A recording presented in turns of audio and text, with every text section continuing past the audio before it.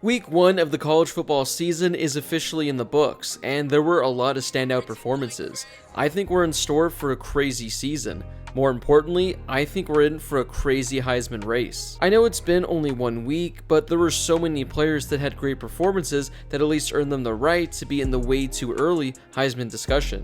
Today, we're going to be taking a look at the 10 players I have in my way too early Heisman top 10 after only week 1. Before we get to today's video, make sure to smash that subscribe button and turn on those notifications if you're new to my channel. If you're watching this video, odds are that you love college football, and odds are you aren't subscribed to my channel, so make sure to subscribe to one of the best college football communities here on YouTube. I'll be posting college football videos every day all season, so make sure to subscribe so you never miss a video. Also, make sure to drop a like on this video as well. It helps out with that YouTube algorithm and helps share the video with more college football fans. Plus, it only takes a second to do. We'll kick off this list at number 10 with Mississippi State quarterback Will Rogers. He had a very underrated season last year for the Bulldogs as he threw for 4,700 yards with 36 passing touchdowns. He had quite the 2022 debut as he threw for 450 yards with 5 passing touchdowns. It was his career high for passing yards in a game and tied for the second most touchdowns he's ever thrown in a game as well. Even though he had arguably the best performance of his career, Rogers actually was upset with his performance. Following the game, he said he was ticked off, saying he was sloppy and needs to do a much better job. Well, if throwing for 450 yards with 5 touchdowns is a sloppy performance, I'm excited to see what a good performance from him looks like. Number 9 is Wisconsin running back Braylon Allen, who kicked off his season with 150 yards on the ground with 2 rushing touchdowns. Most of those numbers came courtesy of one run, as he had a 96-yard rushing touchdown, the longest rushing touchdown in Wisconsin history. I talked about Braylon Allen all off season, but he's one of the top running backs in the entire country who is going to be leading this Badgers offense. He's likely going to be a name that stays on this list for a while. Caleb Williams is a guy who is likely going to keep moving up the list as the season goes on, but I have him at number 8 to begin the year. He was fine against Rice. In fact, he had a very good USC debut. There are just a number of players I have above him for now. In his first game with the Trojans, Williams threw for 250 yards with 2 passing touchdowns while only having 3 incompletions. He also led the team with 70 yards on the ground. His completion percentage of 86% was the best by a Trojan quarterback in a decade.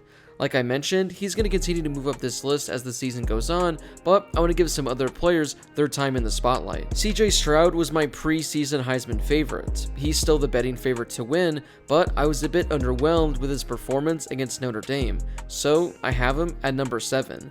He threw for 220 yards with 2 passing touchdowns, but his quarterback rating was the second worst of his entire career. If I were to guess, this is going to be the worst game he has all season.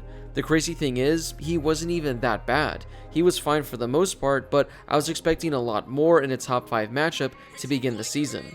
He's going to have a lot more games this year where he puts up insane numbers, but I just can't have him very high after what he did in week 1. Up next at number 6 is Arkansas quarterback KJ Jefferson. He truly did it all for the Razorbacks in their top 25 win over Cincinnati.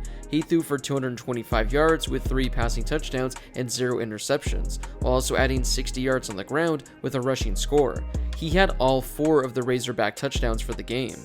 His head coach Sam Pittman spoke very highly of him following the win, saying, "I think that's just what he does. He seems to me like when the game gets a little tighter, a little closer, a little where he's got to take over the game, he has that knack to do it. But it seemed like to me, every time we need him to win the game, he makes some kind of play. He makes some kind of play and we end up winning the game. I'm sure glad he's on our team." If Arkansas is going to make a run in the SEC this season, it'll be because of KJ Jefferson. Number 5 is a player you might not have heard of, but he's a name to get on your radar. It's North Carolina quarterback Drake May. Through 2 games this season for the Tar Heels, he's completing 73% of his passes for 650 yards with 9 passing touchdowns and 0 interceptions. He's also added 130 yards on the ground with a rushing touchdown while averaging more than 8 yards a carry. This past weekend, in a thrilling game against Appalachian State, he threw for 350 yards with 4 touchdowns while adding 80 yards on the ground with a rushing touchdown as well. I'm not sure how good North Carolina is going to be this season, as they'll likely need to be in the ACC hunt if May wants a chance in making a run at the award. Well, they're already 2-0 on the young season, and this offense looks like it might be one of the more high-powered offenses in the entire country. If you like a lot of scoring, make sure to tune into North Carolina games to see Drake May. Oklahoma State quarterback Spencer Sanders is who I have coming in at number 4. He had the best game of his career in the Cowboys season opener. He threw for a career-high 400 yards and accounted for 6 touchdowns. Sanders matched a career high with 4 touchdown passes and set a new career mark with 2 rushing scores and 60 rushing yards. In the first half alone, he threw for over 300 yards with 5 total touchdowns. He joined Patrick Mahomes as the only players in Big 12 history with 300 passing yards, 3 passing touchdowns, and 2 rushing touchdowns in one half. Oklahoma State just might be a sneaky team this year when it comes to the college football playoff. They were in the hunt all of last year, and I expect them to be there again this season. If Spencer Sanders can play like this over the course of the remainder of the year, he'll easily be receiving votes. Number 3 is a player who I truly cannot believe I'm going to say.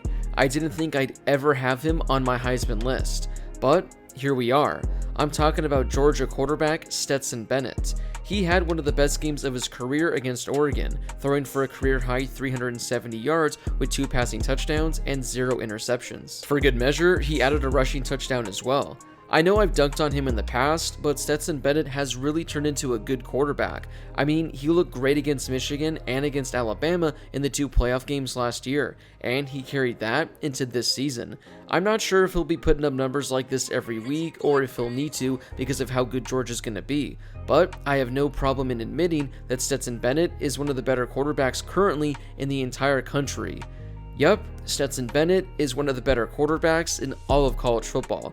Those are words that I truly cannot believe are coming out of my mouth. Number 2 is a player who might have had the best performance in week 1 overall, and that's Florida quarterback Anthony Richardson. We saw glimpses of how good he looked last year, but in week 1, he single-handedly won the game for the Gators. He completed 70% of his passes for 170 yards, but did most of his damage on the ground. He rushed for over 100 yards and had 3 rushing touchdowns. He had a number of incredible plays that helped Florida pull out the victory, and it just feels like he has a special season ahead of him.